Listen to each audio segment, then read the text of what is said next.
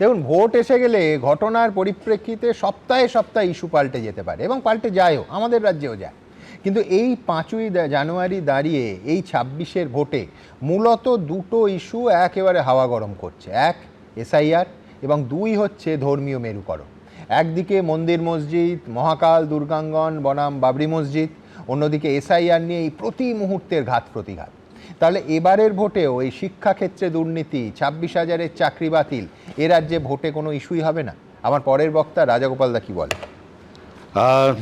সবাইকে নতুন বর্ষের শুভেচ্ছা জানাই।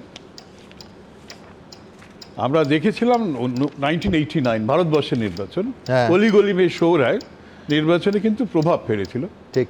কিন্তু বাংলা এসব শোনে না। দুর্নীতি, রাজনীতিক নেতারা পকেট ভরবেন না, এটা বাংলার মানুষ বিশ্বাস করে না। তার ফলে তাদের অধিকার আছে বলেই মনে করে। তাই আমরা ভেবেছিলাম 2016 একেবারে নারদের যে একেবারে টাটকা যখন ফল আমাদের কাছে এলো, আমরা ভেবেছিলাম নির্বাচনে পড়বে, কিচ্ছু পড়লো না। এবং 2014 লোকসভা নির্বাচনে আমরা ভেবেছিলাম সারদার এত কিছু ঘটছে, প্রভাব পড়বে, কিচ্ছু পড়লো না। অর্থাৎ বাংলার মানুষ মনে করছে দুর্নীতি খুব একটা ইস্যু নয়, মানে রাজনৈতিক নেতারা এরা করেই থাকেন, এটা তাদের প্রাপ্য, নাহলে রাজনীতি করছেন কেন? কিন্তু ধর্ম নিয়ে যেটা আপনি তুলে ধরলেন, ধর্ম নিয়ে যারা রাজনীতি করতে এসেছে তারা কিন্তু লাভবান হয়েছে। 1987 বিজেপি দেখলাম পশ্চিমবঙ্গের নির্বাচনে দাঁড়িয়ে 0.51% ভোট পেল। আবার যখন তারা রাম মন্দির ইস্যুটাকে তুলে ধরলো এবং বেশ সফলতার সঙ্গে সারা ভারত জুড়ে আন্দোলন করলো, তার আঁচ এসে বাংলায় পড়লো এবং 11.66% তারা ভোট পেল মানে পার্লামেন্টের নির্বাচনে। তখন একসঙ্গে লোকসভা বিধানসভা নির্বাচন হয়েছিল, বিধানসভা তো 11.3-4 এরকম কিছু পেয়েছিল। তার মানে দেখুন, যে পার্টি 0.5 পাচ্ছে কোথায় চলে গেল? অর্থাৎ ধর্ম নিয়ে কিছু কথা বললে এখনো বেশ কিছু মানুষ আছেন তারা মনে করেন এই আমাদের কথা বলছে। তার জন্যই আমরা দেখলাম যে উপরন্ত হচ্ছে ধর্ম বা এই ধর্ম উন্মাদনা অনেক কিছু খামতি ঢেকে দিতে পারে। হ্যাঁ, সে তো থাকেই, সে তো ধর্ম দিয়ে অনেক কিছুই আপনি ভুলিয়ে দিতে পারেন। মানুষের খিদে থেকে চাকরি, অনেক কিছু ধর্ম চাপা দিয়ে দেয়। সেই কথা ধর্ম আফিং সেই জায়গায় নিয়ে যেতে চাই না, কিন্তু যেটা দেখা গেছে যে ধর্মের কথা বললে বুঝুক না বুঝুক মানুষ কিন্তু এগিয়ে আসে। হুমায়ুন কবির দেখুন, সে লোকটা নানান কথা বলেছে, তাকে মানে কোনোভাবেই গ্রহণযোগ্য করা যায় না, কিন্তু এই ধর্মের নামে আওয়াজ তুলল, লাখো মানুষ এসে হাজির তার সেই নামাজ পড়া, তার সেই মসজিদ উদ্বোধনের ব্যাপারে। এখন সে ব্রিগেডে এতটাই সে অনুপ্রাণিত, সে ব্রিগেডে মিটিং করতে চাইছে। এবং আমাদের মুখ্যমন্ত্রী দেখলেন যে হ্যাঁ, মন্দিরের মসজিদের যখন এত সুযোগ আছে আমি কেন ছাড়বো। জগন্নাথ একেবারে পুরীর মন্দিরের নকলে, এবং কার্টুন আগে শুনেছিলাম সেখান থেকে নিয়ে আসা হয়েছিল, পুরীর মন্দিরের নকলে সে জগন্নাথ মন্দির এখানে তৈরি হলো, থামলো না। সেখানে নিশ্চয়ই ভিড় হচ্ছে বা কিছু হচ্ছে, ভোট বাক্সে কী হচ্ছে দেখা যাবে। মহাকালের মন্দির হচ্ছে, আবার দুর্গাঙ্গন হচ্ছে, আমরা সেসব দেখেছি। ব্যাপারটা হচ্ছে যে ধর্ম দিতে পারে, কিন্তু ব্যাপারটা হচ্ছে ধর্ম নিয়ে কথা বলার অধিকার, তো হিন্দু ধর্ম নিয়ে কথা বলার অধিকার মোটামুটি বিজেপি যেভাবে তাদের করে মানে পেটেন্ট করে ফেলেছে, সেই জায়গায় অন্যরা হিন্দু ধর্ম নিয়ে কতটা সুযোগ পাবে আমি জানি না। কিন্তু হুমায়ুনের কিন্তু জায়গা আছে। হুমায়ুন কিন্তু যদি ভালো উইকেট নিতে পারে তাহলে কিন্তু বেশটাকে নড়িয়ে দিতে পারে, সেটা কিন্তু হতে পারে। আবার দেখুন অনুপ্রবেশ, এই অনুপ্রবেশ নিয়ে কিন্তু সারা পশ্চিমী দুনিয়া উত্তাল। ট্রাম্প যে নির্বাচনে জিতেছিল পুরোটাই ইলিগাল, দেশ থেকে তাড়াবো, এবং এসেই কথা বলতে শুরু করেছে। এই মাগা, মেক আমেরিকা গ্রেট এগেইন, এই স্লোগানের ভিত্তিটাই ছিল যে আমরা বিদেশিদের তাড়াবো। আপনি যদি দেখেন সারা ইউরোপ জুড়ে, নাইজেল ফারাজ ইংল্যান্ড থেকে শুরু করে ইটালি জর্জিয়া মেলোনি থেকে ডেনমার্কে, নেদারল্যান্ডে, সব জায়গায় কিন্তু অনুপ্রবেশ, ফ্রান্সে অনুপ্রবেশ বিরোধী একটা আন্দোলন চলছে।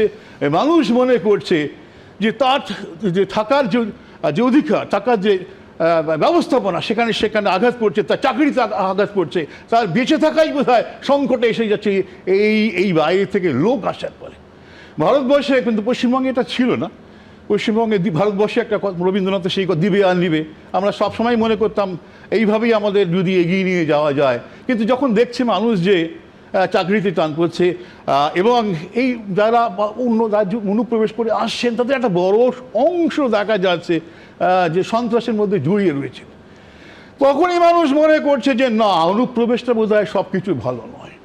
তার ফলে যখন এসআইআর তৈরি হয়েছে, এসআইআর প্রক্রিয়া আমি নানানভাবে বিরোধিতা করি, কেননা যেভাবে বয়স্ক মানুষকে টানা হচ্ছে, আজকে যা বলছে পরক্ষণে তা পাল্টে যাচ্ছে, সেই প্রক্রিয়াকে আমি নিন্দা করি। যেটা তৃণমূলের দেবাংশু বললো বা অন্য যারা বললো আমি স্বীকার করি, ঠিকই করেছি। কিন্তু এসআইআরের যে ফিলোসফি, যে একজনও আমরা বিদেশি, তার কোনো অধিকার নেই সংবিধান অনুযায়ী ভোটদানে অংশ নেওয়া, এতকাল দিয়ে গেছে, তারাই তাদের মত অনুযায়ী দেশের সরকার তৈরি হয়েছে।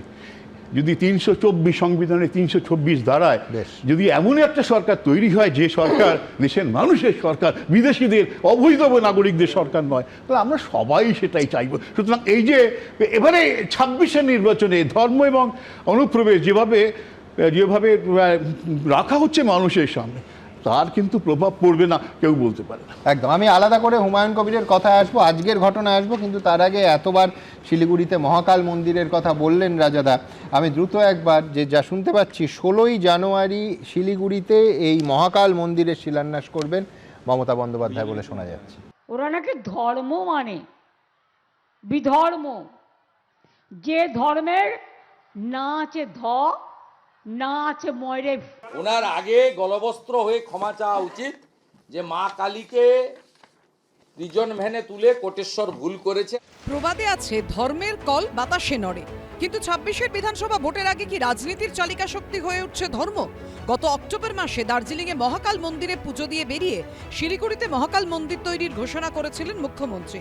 আমি একটা জমি ডিএমকে দেখে রাখতে বলেছি শিলিগুড়ির পাশাপাশি, ভালো জমি, যেখানে কনভেনশন সেন্টার হবে, তার পাশে আমি একটা বড় মহাকাল মন্দির করব, যেটা হচ্ছে সবচেয়ে বড় শিব করব। সূত্রের খবর, বিধানসভা ভোটের আগেই 16ই জানুয়ারি মহাকাল মন্দিরের শিলান্যাস করবেন মমতা বন্দ্যোপাধ্যায়, জানিয়ে পাল্টা কটাক্ষ ছুড়ে দিয়েছে বিজেপি। মহাকাল মন্দির কোথায় উদ্বোধন? সয়েল টেস্টই হয়নি, ডিজাইন নেই।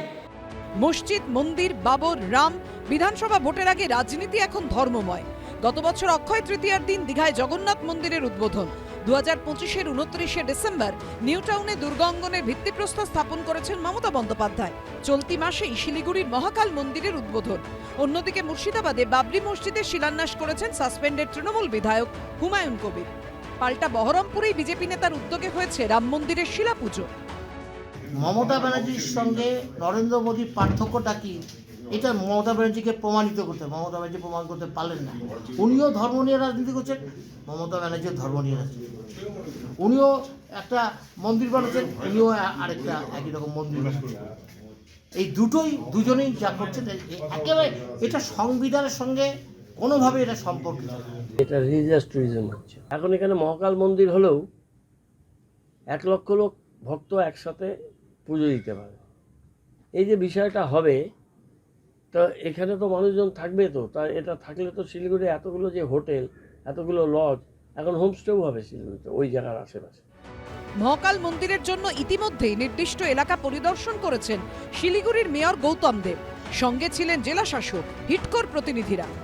আশাবুল হোসেন, সনদ ঝা ও সমীরণ পালের রিপোর্ট, এবিপি আনন্দ। সুমন, আমি একটা কথা বলি, মানে এখানে অনেক কথা শুনলাম। মাননীয় মুখ্যমন্ত্রী বললেন উনি সুপ্রিম কোর্টে যাচ্ছেন। হ্যাঁ যাচ্ছেন, যেতেই পারেন, তাতে কোনো অসুবিধা নেই।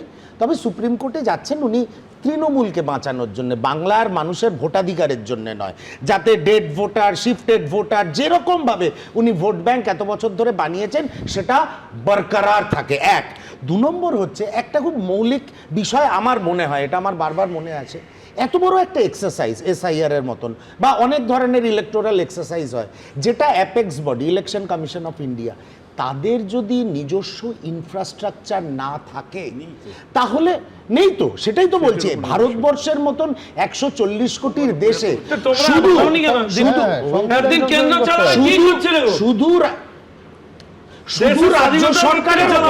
শুধু রাজ্য সরকারের উপরে নির্ভর করে আমি একটা এত বড় এক্সারসাইজ করব, এখানে তৃণমূলের মতন ভিন্ডিকটিভ রাজনৈতিক দল সেই আধিকারিকদের যারা নির্বাচন commission for the time being তাদের আন্ডারে নেবে, তাদের উপরে প্রভাব খাটাবে না, তাদের জীবনহানি হবে না, তারা আক্রান্ত হবে না, এটা কোনোদিন হতে পারে না। এতদিন হয়নি বলে আগামী দিনে আপনারা করবেন না, এটা তো কোথাও কংগ্রেস বলে দেয়নি। আপনারা তো করতে পারতেন, নিজস্ব ইনফ্রাস্ট্রাকচার তৈরি করতে পারতেন, তো করেননি কেন? কেন করেননি?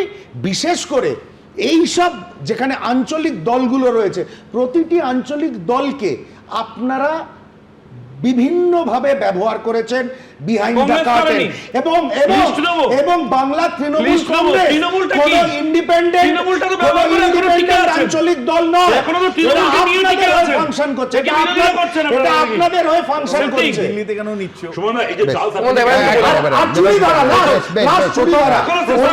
অভিষেক বন্দ্যোপাধ্যায়, আজ মমতা বন্দ্যোপাধ্যায় বললেন চুরি প্রথমটাই ধরেছিল।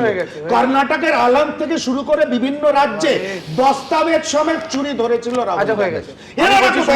প্রথম কথা হচ্ছে এই যে সুমনদা বলাই শুরু করলেন, মমতা বন্দ্যোপাধ্যায় যেভাবে স্তরে স্তরে নিজের ভোটার সাজিয়েছিলেন, মৃত, শিফটেড ইত্যাদি। তারপর একটাই প্রশ্ন সুমনদার কাছে, যে কেরালে যে 24 লক্ষ লোকের নাম বাদ গেল, ওটা কি আপনারা সিপিএম 5 বছর ছাড়া ছাড়া সাজিয়েছিলেন এতদিন ধরে সাংসারিক সিস্টেমে? এটা আমি জানি না। 2 নম্বর বক্তব্য হচ্ছে, উনি যে অভিযোগটা তৃণমূল কংগ্রেসের বিরুদ্ধে করলেন যে আদালতে যান নাই যান না কেন, আসলে আপনি তৃণমূলকে বাঁচাতে যাচ্ছেন, বাংলার মানুষকে বাঁচাতে নয়। আচ্ছা বাদ দিন তৃণমূলকে বাঁচাতে যাচ্ছে, এই যে বৃদ্ধ ভোটারগুলো গিয়ে মারা যাচ্ছেন, সেই মানুষগুলো যদি বাঁচেন,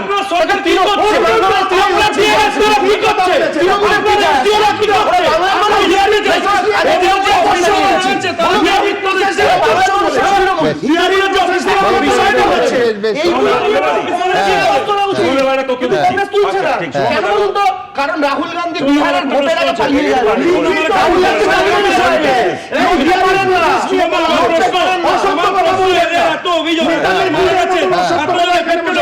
যে অফিসাররা কাজ করছেন সব তৃণমূলের সরকারের অফিসার। কজনের এগেস্টে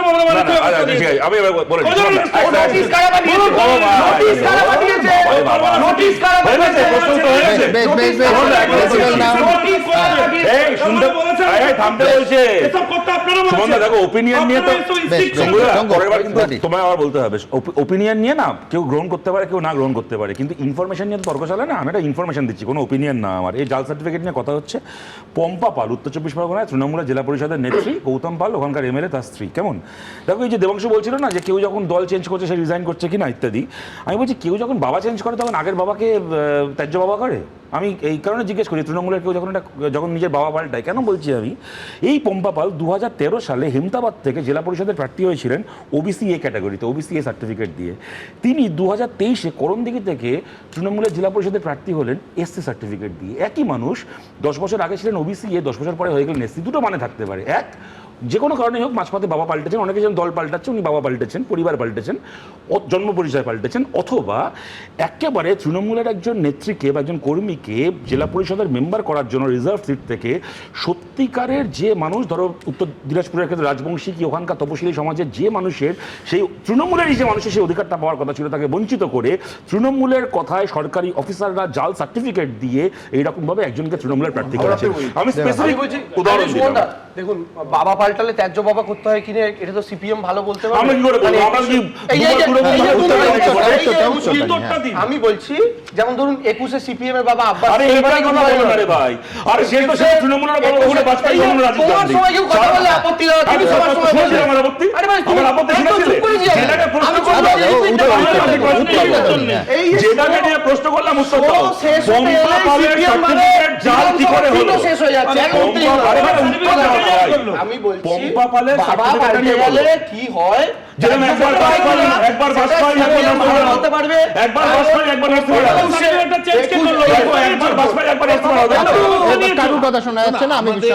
আমাদের রাজ্যে ভুরি ভুরি কিন্তু জাল সার্টিফিকেটগুলো নানাভাবে হয়েছে। আমি বলছি কলকাতা হাইকোর্টে একটা নির্দিষ্ট মামলা 2023-এর পঞ্চায়েত নির্বাচনের কনটেক্সটে হয়েছিল, যে কিভাবে বিডিও মানে ভুয়ো সার্টিফিকেট দিয়ে তৃণমূলের প্রার্থী করিয়ে দিয়েছিল।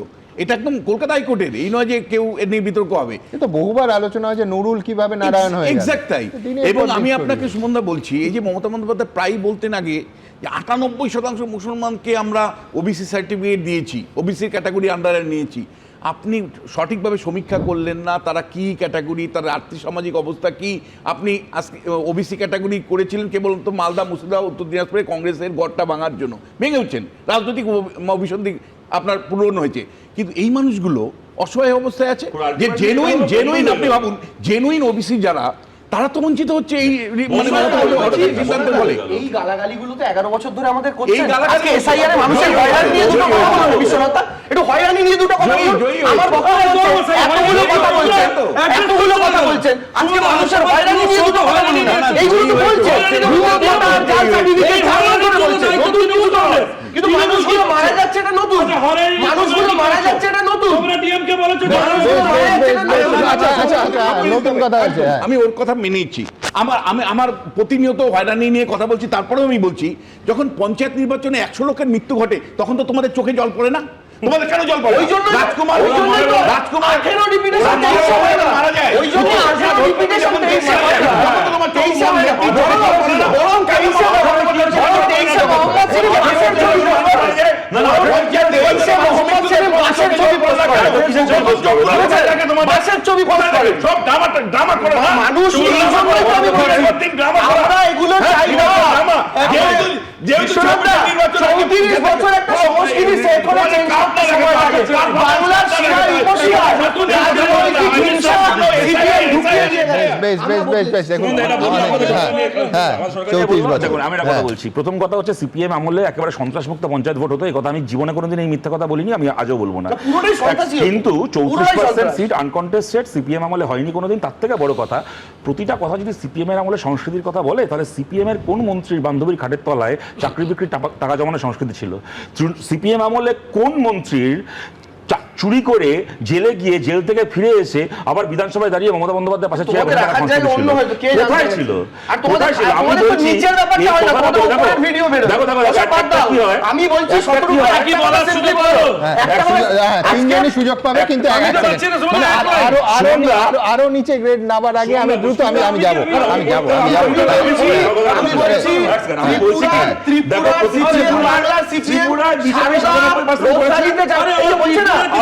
একজনের কথা শোনা যাচ্ছে না, আমি এখানে দাঁড়িয়ে টানলাম, একদম পরিষ্কার দাঁড়িয়ে টানলাম। তার কারণ এই মুহূর্তে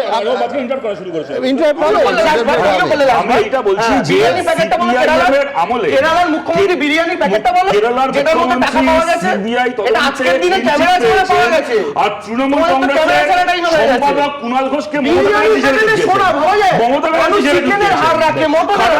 হুমায়ুন কবির নিয়ে এত আলোচনা হলো, ওই নতুনের কথা হচ্ছে না।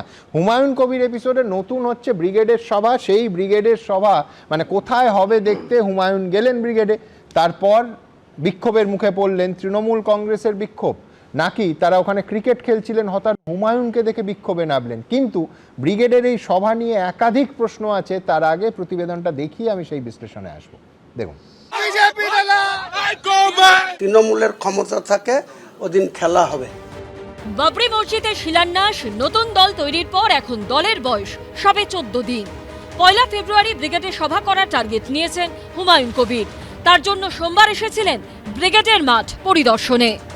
দুর্নীতিগ্রস্ত সরকারকে পরাস্ত করা, বাংলায় একটা স্বচ্ছ ভাবমূর্তির সরকার নিয়ে আসা, সেই উদ্দেশ্যে আমরা মানুষের কাছে আবেদন করব। আমার টার্গেট 10 লক্ষ মানুষ। কিন্তু সেখানেই কাটলো তাল। হঠাৎ হুমায়ুন কবিরকে মাঝের মধ্যে তৃণমূলের বিক্ষোভের মুখে পড়তে হলো।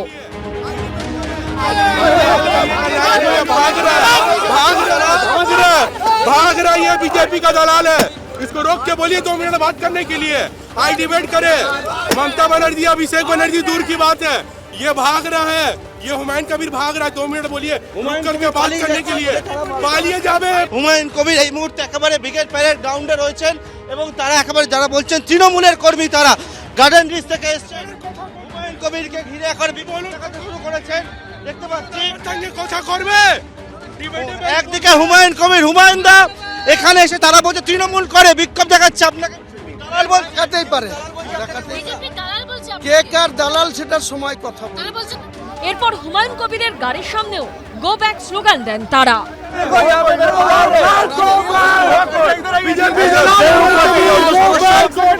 আমরা নর্মাল কার্যকর্তা, হ্যাঁ আমরা গার্ডেন নিচ বাড়ি, হ্যাঁ কলকাতা পোর্ট পলিটিক্যাল পার্টি, হ্যাঁ রাজনৈতিক দল করি, টিএমসি করি, তৃণমূল কংগ্রেস, অল ইন্ডিয়া তৃণমূল কংগ্রেস। বিক্ষোভকারীদের মুখে শোনা যায় রাজ্য রাজনীতির বহুল প্রচলিত স্লোগান, जिस दिन सेवा करेगा उस दिन भी खेलने आएगा, मैच रहेगा उस दिन भी खेलने आएगा। खेला होवे, अरे खेला तो 2026 में होगा ही। এরপরে পাল্টা অল আউট আক্রমণ করেন হুমায়ুন কবির। তারা বলছে যে হুমায়ুন কবির বিজেপির দালাল। তাহলে তৃণমূলের সর্বোচ্চ নেত্রী আগে অটল বিহারী বাজপেয়ীর দালালি করেছে, নীতিন গডকরিদের দালালি করেছে, রাজনাথ সিংদের দালালি করেছে। দুদেল গাইদের লাত খাওয়ার জন্য যেন তৃণমূল কংগ্রেস প্রস্তুত থাকে। তৃণমূল কংগ্রেসকে চ্যালেঞ্জ করছি, খেলাটা আমিও খেলতে জানি, খেলা হোক না 1 ফেব্রুয়ারি। কে কে আমার জোটে তৃণমূলকে হারানোর জন্য থাকবে আপনারা ডাসে সেই সব দলের নেতাদের দেখতে পাবেন। আসল খেলায় কে জিতবে সেটাই দেখার।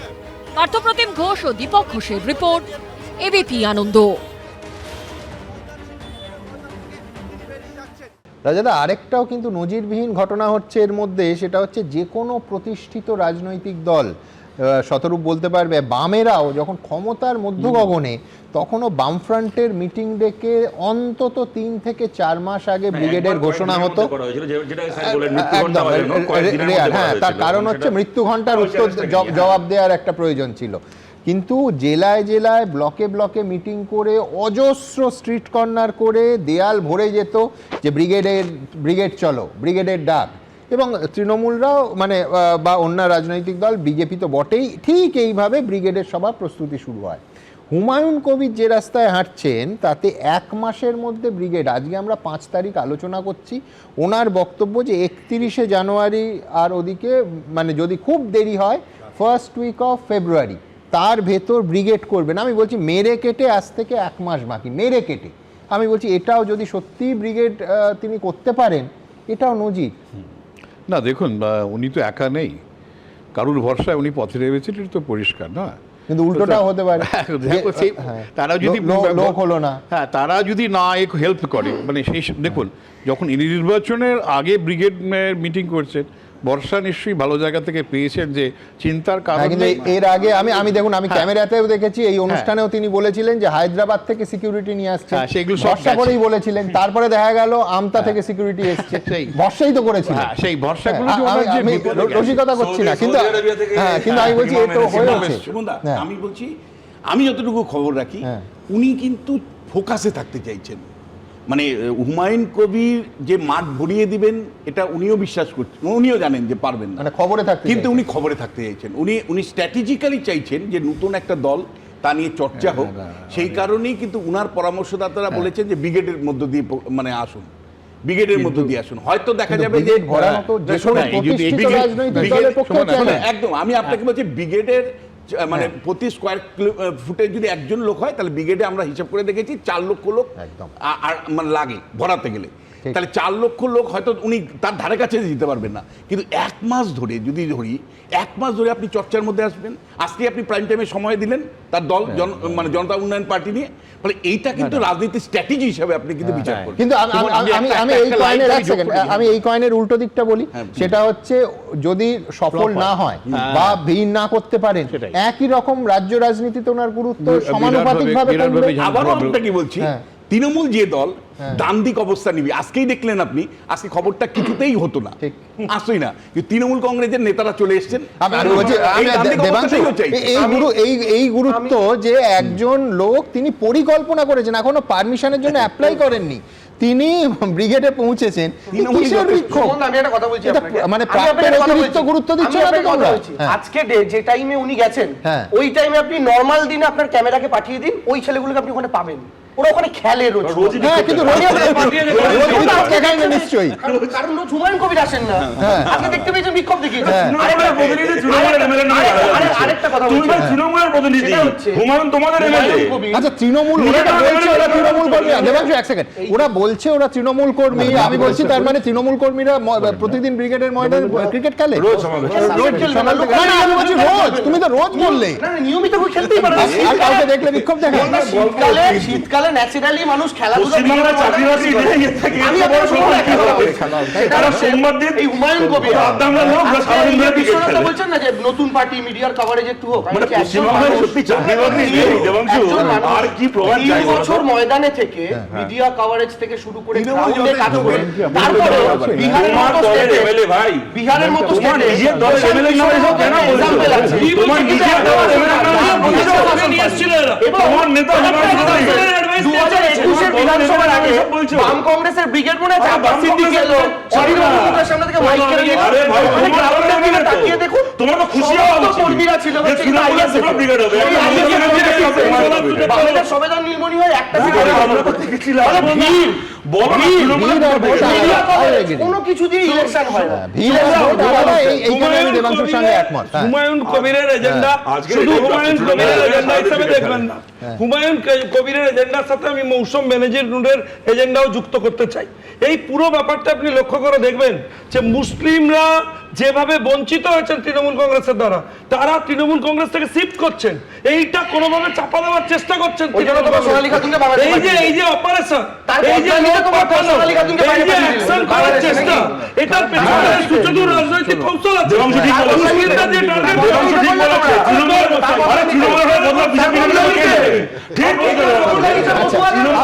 আমি বলছি দেখুন, শঙ্কু দুটো কথা বললো, একটা হচ্ছে মৌসুম বেনাজির নূরের এজেন্ডা, হুমায়ুন কবিরের এজেন্ডা। আমি তার সঙ্গে আরো দুটো এজেন্ডা এরপরে অনুষ্ঠানের পরবর্তী ক্ষেত্রে যোগ করবো, একটা দিলীপ ঘোষের এজেন্ডা আর তা নিয়ে তথাগত রায়ের এজেন্ডা। কিন্তু তার আগে যে দেখুন, মমতা বন্দ্যোপাধ্যায়কে ধার করেই বলছি যে হুমায়ুন এমন এমন লোক নামিয়ে দিয়েছে 4% 5% ভোট কাটতে পারে আমাদের, এটা তো মমতা বন্দ্যোপাধ্যায় আশঙ্কা প্রকাশ করেছেন।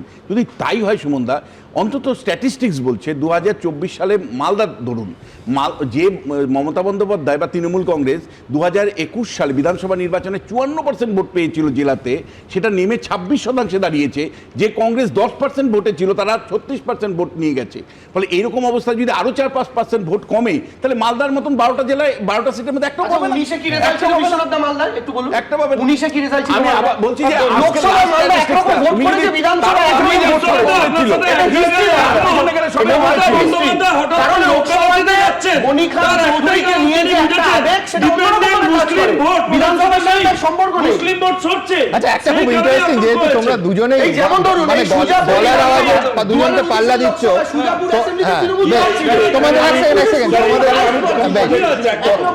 তোমাদের শুধু একটু মনে করিয়ে দিই, সেটা হচ্ছে মালদা এবং মুর্শিদাবাদ। দেখুন, মৌসুম বেনাজির নূর এবং হুমায়ুন কবির দুজন নিয়ে আলোচনা হচ্ছে। তৃণমূলের তরফে দীর্ঘদিন বহু বছর এই দুটো জেলারই দায়িত্বে ছিলেন শুভেন্দু অধিকারী। উনি বলেছেন উনি জানেন, আপনি তো সবে এখন ট্রেলার দেখছেন, আপনি একটু অপেক্ষা করুন। ওখানে কত মুসলিম নেতা, মানে আমি বলছি দেবাংশু স্বীকার করবে কিনা জানি না, মৌসুম বেনাজির নূর যে কংগ্রেসে না, এক সেকেন্ড, বেশি লোকে জানতো না। আমি বলছি শুভেন্দু জানতেন, জানেন বললেন, আমি আপনাকে জানতেন মৌসুম বেনাজির নূর মনে করেছেন যে তৃণমূলের থেকে কংগ্রেস বেটার অপশন, তাই চলে গেছে। মুসলিমরা থাকছেন না তৃণমূলের সাথে। আমি একটা জিনিস বুঝতে পারছি না, এরা ওয়াক আপ করে দিয়েছে মিথ্যা কথা বলে। তৃণমূলের এমএলএ কে তৃণমূল কর্মীরা বিক্ষোভ দেখাচ্ছে, তার জন্য তৃণমূল প্রতিনিধি আমাদের কেন গালাগাল দিচ্ছে? আমি এটাই খালি বুঝতে পারছি না ভাই। এমএলএ তোমাদের বিক্ষোভ দেখাতে তুমি আমাদের এই আপনারা শুনলেন, আপনারা জানেন, বেশ আপনারা জানেন এখন Facebook, YouTube, x, Insta, thread সব জায়গায় মন্তব্য পাঠাতে পারেন, এবং কোনো প্রশ্নের প্রেক্ষিতে আপনারা কি মনে করছেন সেই শতাংশের হিসেবটা এইবার আপনাদের দেখাবো। প্রশ্ন ছিল যে পত্রাঘাতের পর এবার সুপ্রিম কোর্টে দাঁড়িয়ে সওয়ালের ঘোষণা মুখ্যমন্ত্রী, নির্বাচন কমিশনের ওপর চাপ তৈরির নতুন কৌশল, এই প্রশ্ন আমরা রেখেছিলাম। 93% মানুষ বলেছেন হ্যাঁ তাই, এ কথা মানেননি 5% মানুষ, জানি না বলতে পারবো না বলেছেন 2% মানুষ। পরের প্রশ্নে যাব। পত্রযুদ্ধ তো চলছে, এখন মুখ্যমন্ত্রীর পাল্টা এবার নির্বাচন কমিশনকে বিরোধী দলনেতা চিঠি দিলেন। এই চিঠির লড়াইয়ে আদৌ কি কোনো প্রভাব পড়বে এসআইআরে, নাকি সবটাই রাজনৈতিক গিমিক?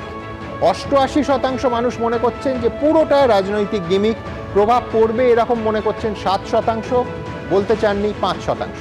পরের প্রশ্নে যাব। ব্রিগেড দেখতে তৃণমূলের বিক্ষোভের মুখে হুমায়ুন কবির। হুমায়ুনের এই বাবরি শিলান্যাস সংখ্যালঘু ভোট ব্যাংকে কি ভাঙনের আশঙ্কা করছে তৃণমূল কংগ্রেস?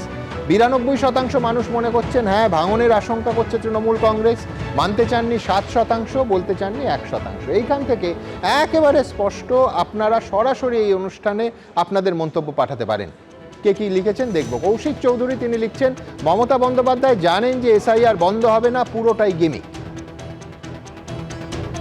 বিদ্যুৎ নায়ক বলছেন যে কমিশনের এখন যা ল্যাজে গোবরে অবস্থা, সঠিক সময়ে চূড়ান্ত তালিকা বের করতে পারবে কিনা সন্দেহ। অয়ন ঘোষ লিখছেন, স্বচ্ছ ভোটার তালিকার কোনো বিকল্প হয় না, তবে মানুষের অযথা হয়রানি যেন না হয়। পরের মন্তব্য আসছে শর্মিষ্ঠা দত্তর কাছ থেকে, যিনি লিখছেন ডিএ নেই, চাকরি নেই, অনুদান আছে, আর ট্যাক্সের টাকায় হাইকোর্ট সুপ্রিম কোর্ট যাচ্ছে। ভূপতি নস্কর লিখছেন এসআইআর এর কাজ প্রায় শেষ, সুতরাং তা বন্ধ হওয়ার নয়। ঠিক এইখান থেকে আমি উল্লেখ করেছি, এবার সরাসরি প্রতিবেদনে আসবো যে আজকে ঠিক কি বললেন, কতটা তীব্র কটাক্ষ করলেন তথাগত রায়। না, তৃণমূলের কারুর সম্পর্কে বা কংগ্রেসের কারুর সম্পর্কে নয়, একেবারে দিলীপ ঘোষ এবং তার সক্রিয় হওয়া সম্পর্কে। দেখুন, 26-এ মানুষ চাইছে পরিবর্তন, পার্টিকে দাঁড় করিয়ে এখানে পরিবর্তন করতে হবে। উনি মমতা ব্যানার্জির সাথে একটু ফ্লার্টিং করেছিলেন, এই দীঘার মন্দিরে গিয়ে ঠিয়ে, তারপরেতে যাকে ইংরেজিতে ফ্লার্টিং বলে, ওর ঠিক বাংলা প্রতিশব্দ কিছু নেই। দুজনেই প্রাক্তনী, দুজনেই একসময় রাজ্য বিজেপির দায়িত্ব সামলেছেন, কিন্তু গুরুত্বপূর্ণ বিধানসভা ভোটের আগে একজনের খোঁচা আরেকজনকে। দিলীপ ঘোষকে তীব্র কটাক্ষ করলেন তথাগত রায়। গত এপ্রিল মাসে স্ত্রীকে নিয়ে দীঘায় জগন্নাথ মন্দিরের উদ্বোধনে গিয়েছিলেন দিলীপ ঘোষ। মমতা বন্দ্যোপাধ্যায়ের সঙ্গে বসে কথা বলেন। সেই ছবি সামনে আসার পর থেকেই রাজ্য বিজেপির সঙ্গে তাঁর দূরত্বের জল্পনা জোরালো হয়। দলের বড় কোনো সাংগঠনিক কর্মসূচিতে তাকে দেখা যায়নি। নরেন্দ্র মোদী থেকে অমিত শাহ, বিজেপির শীর্ষ দুই নেতা রাজ্যে কর্মসূচিতে এলেও ডাক পাননি দিলীপ ঘোষ। শেষমেশ বছরের শেষ দিনে বরফ গলে অমিত শাহর সাংগঠনিক বৈঠকে তাকে ডেকে নিয়ে একান্তে কিছুক্ষণ কথাও বলেন কেন্দ্রীয় স্বরাষ্ট্রমন্ত্রী অমিত শাহ। কিন্তু নতুন বছরের শুরুতেই দিলীপ ঘোষকে কটাক্ষ করলেন তথাগত রায়। 2021 সালের আগে যে কথাগুলো বলতেন, মানে নির্বাচনের আগে যে কথাগুলো বলতেন, পরে সেগুলো বলেননি। তারপরে যখন ওই যেটা বললাম মমতার সাথে ফ্লার্টিং করছিলেন, সে সময় যে কথাগুলো বলতেন সে কথাগুলো আবার অন্যরকম। এখন নিশ্চয়ই অন্যরকম কথা বলবেন। এটা তো সৌজন্য হতে পারে রাজ্যের মুখ্যমন্ত্রীর সঙ্গে একজন বিরোধী নেতার একসঙ্গে একটা মন্দিরে দেখা কথাবার্তা, এটা তো সৌজন্য হতে পারে। এটাই তো হওয়া উচিত রাজনীতিতে। সৌজন্য 100 বার হতে পারে, সৌজন্য হচ্ছে ডেকে চা খাওয়ানো, বা কিন্তু ফ্লার্টিং ছাড়া এর কোনো, বললাম তো, যোগ্য প্রতিশব্দ বাংলায় নেই। সম্প্রতি অমিত শাহর বৈঠকে উপস্থিত থাকার পর দিলীপ ঘোষের গলায় ছিল সক্রিয়তার সুর, জানিয়েও তথাগত রায়ের গলায় অন্য ইঙ্গিত। আলাদা করে কি বললেন উনি? আলাদা করে কিছু না, ওটাই লাগতে হবে পুরোপুরি, আপনি লেগে পড়ুন। তো আমি তো বললাম আমি তো লেগেই আছি, কিন্তু পার্টি ঠিক করবো আমি কি করবো না করবো, কাজ দিতে হবে। তো বলি না ঠিক আছে, পার্টি যারা নেতৃত্ব তারা ঠিক করবেন সব। বিজেপি 2019 সালে যে সবচেয়ে বেশি আসন পেয়েছে সেটার কারণ একটি ব্যক্তি, তার নাম নরেন্দ্র দামোদর দাস মোদী। ঘোষ না, আর কেউ নয়। দিলীপ ঘোষ এলেন বা গেলেন তাতে কিচ্ছু এসে যাবে না। এই রাজ্যে মুখ্যমন্ত্রী হবার হকদার বা যোগ্য ব্যক্তি একমাত্র শুভেন্দু অধিকারী। হাই প্রোফাইল ভোটের আগে রাজ্য বিজেপির দুই প্রাক্তনীর এই আচরণ কি আদৌ কাম্য? কৃষ্ণেন্দু অধিকারী, সোমনাথ দাস ও সমীরণ পালের রিপোর্ট, এবিপি আনন্দ। শঙ্কু, আমি খানিকক্ষণ আগে বলছিলাম না যে নির্বাচনের আগে একটা টানাপোড়েন শুরু হয়, নানা রকম রদবদল শুরু হয়। আমি বলছি এই রদবদলে অন্য দল লাগছে না, সবাই দলে বসে যাচ্ছেন, সক্রিয় হচ্ছেন। আরেকজন আরো সক্রিয় হলে তার সক্রিয়তা নিয়ে আবার খবর হচ্ছে। এখন দেখুন, আপনার প্রাইম টাইমে আপনাকে খবর করতে হচ্ছে। ও তথাগত রায় আমার প্রাইম টাইমের জন্য, আমি তো ভাই এখান থেকে কোনো বেতনের বন্দোবস্ত নেই, কিচ্ছু নেই। আমি শুনুন, আমার ধৃষ্টতা মার্জনা করবেন, আমি ঘন্টাখানেক সঙ্গ সুমনের তার খবর কি করবেন তার সমালোচনা করতে পারবো না। কিন্তু আমি আপনাকে শুধু এইটুকু বলতে চাই যে ভারতীয় জনতা পার্টি এক এবং একতা নিয়ে আগামী 26-এ নির্বাচন লড়বার জন্য এগোচ্ছে, এবং তাতে আমাদের লক্ষ্য এটা মাথায় রাখতে হবে যে বাংলাদেশের ইনসিডেন্টের পর চিকেন নেক বা বর্ডারের সমস্যার জন্য এবং অনুপ্রবেশকারীদের ভেতরে থাকবার জন্য আমাদের কাছে অত্যন্ত গুরুত্বপূর্ণ যে নির্বাচনে যেটা গুরুত্ব দিয়ে অমিত শাহ বললেন, তারপরে হ্যাঁ তথাগত রায় লাইভ শোনেননি। আমি বলছি ঠিক এতটা গুরুত্ব দিয়েই অমিত শাহ বলেছিলেন যে ঐক্যবদ্ধভাবে কাজ করার কথা। আপনি কোথায় অনৈক্য? আপনি তৃণমূলের চোখ দিয়ে আমি একটা কথা বলছি, এই যে গোটা ঘটনা বা আলোচনাটা, দিলীপ ঘোষ যখন জগন্নাথ মন্দিরে গেছিলেন তখন প্রথম যে তীব্র বিরোধিতা প্রকাশ্যে সুকান্ত মজুমদার থেকে শুভেন্দু অধিকারীদের মধ্যে দেখা গেছিল। এখন মুশকিলটা হচ্ছে দিলীপ ঘোষ ধরুন একটা মন্দির ঘুরতে গেছেন, তার জন্য যে সমালোচনার মুখে তাকে পড়তে হয়েছিল তখন সাধারণ জগন্নাথ মন্দির কি কালচারাল সেন্টার করেছে, আচ্ছা তাতে যেতে নেই, আপনি জানেন তাতে যেতে নেই, জগন্নাথ মন্দিরে যেতে নেই, জগন্নাথ দেবের জগন্নাথের পুজো করে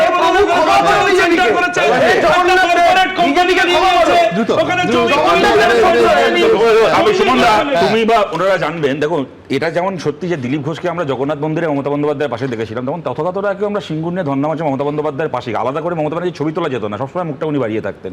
এবং তোমার খুব ভালো করে মনে থাকবে ওই সময় এরকম একটা মানে মিডিয়াতেই কথা হতো বা ইত্যাদি, যে তথাগতরা এবং তপন শিকদার তারা দুজন সেই সময় বিজেপির সবচেয়ে গুরুত্বপূর্ণ দুই নেতা রাজ্যের। তপন শিকদার নিয়মিত কিছু প্রশ্নে মমতা বন্দ্যোপাধ্যায়ের বিরুদ্ধে অবস্থান নিতেন এবং তথাগত রায়ের ইমেজটাই ছিল মমতা বন্দ্যোপাধ্যায়ের দাসানুদাস। আমি জাস্ট মনে করালাম। এবার আমি একটা কথা বলছি এখানে, দেখো তথাগত রায় তো এর আগেও দিলীপ ঘোষ সম্পর্কে অনেক কথা বলেছেন, ওদের দলের মধ্যে কি গোষ্ঠীদ্বন্দ্ব আসে কি নেই সেটা ওদের ব্যাপার, কিন্তু উনি যে একটা অভিযোগ করেছিলেন যে বিজেপির মধ্যে প্রার্থী ঠিক করা হয়েছিল দিলীপ ঘোষের আমলে টাকা পয়সা দিয়ে এবং মহিলাদেরকে পণ্য হিসেবে ব্যবহার করে, তা যদি হয়ে থাকে তা কিন্তু রাজনৈতিক নয়, তা কিন্তু ক্রিমিনাল অফেন্স, তার কিন্তু একটা তদন্ত হওয়া দরকার। শুনুন সুমনদা, আমি আপনার কাছে একটা কথা বলছি, ও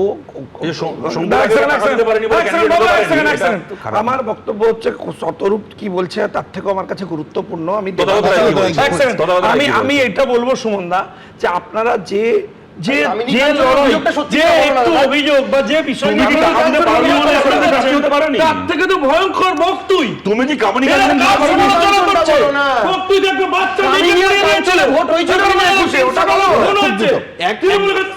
নিশ্চয়ই আমি একদিন সময় পাবো, সেদিন আপনাকে বোঝাবো যে জাতীয় স্তরে কংগ্রেস, তৃণমূল কংগ্রেস, সিপিএম সবাই মিলে যেমন ইন্ডি জোট করেছে, পশ্চিমবাংলায় কিন্তু একটা পিন্ডি জোট আছে। এই পিন্ডি জোটের ব্যাখ্যাটা যদি আমি দেই তাহলে আপনি বুঝতে পারবেন যে কিভাবে দীঘায় পিন্ডি জোটে কিভাবে বিজেপির ভাষায় পিন্ডি জোটের মধ্যে যে একটা মানে কিছু সংখ্যক মানে বিজেপি আর তৃণমূল কংগ্রেসের নেতা পরস্পরের মধ্যে একটা কনভার্জেন্ট পয়েন্ট আছে, সেই কনভার্জেন্ট পয়েন্টেরই রিফ্লেকশন আপনি দীঘাতে দেখতে পেয়েছিলেন। কিন্তু এখানে আমি আপনাকে বলছি কেন কলিজিয়াল মডেল বা চারজন নেতাকে সামনে আনলেন যে তোমরা ভাই চারজন মিলে করো, তার কারণটা হলো এককভাবে কোনো মুখ তুলে আনতে পারেনি বিজেপি, এটা ফ্যাক্ট। এবং শুভেন্দুর উপর 100% ভরসা রাখতে পারেনি, এটাও দ্বিতীয় ফ্যাক্ট। আপনি কি শুরু করেন বলুন তো, মাঝে মাঝে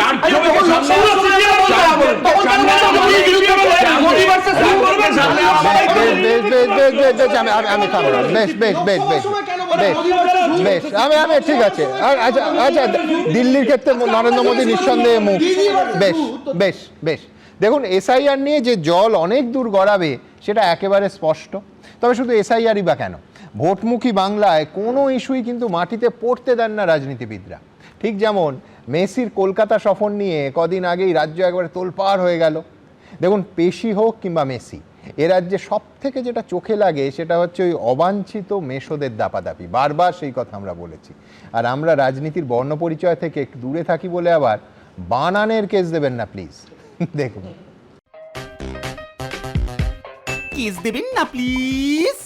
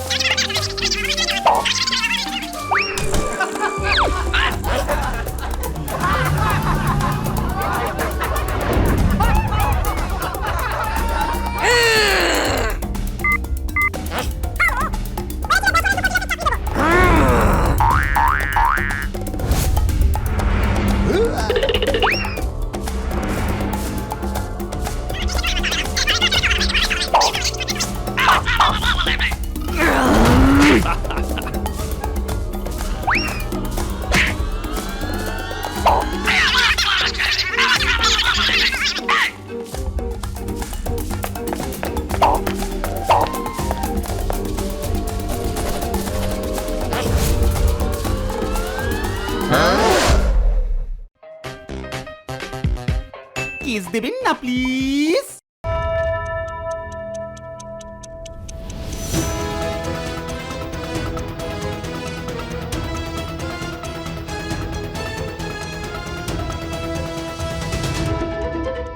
এবিপি আনন্দ, এগিয়ে থাকে, এগিয়ে রাখে।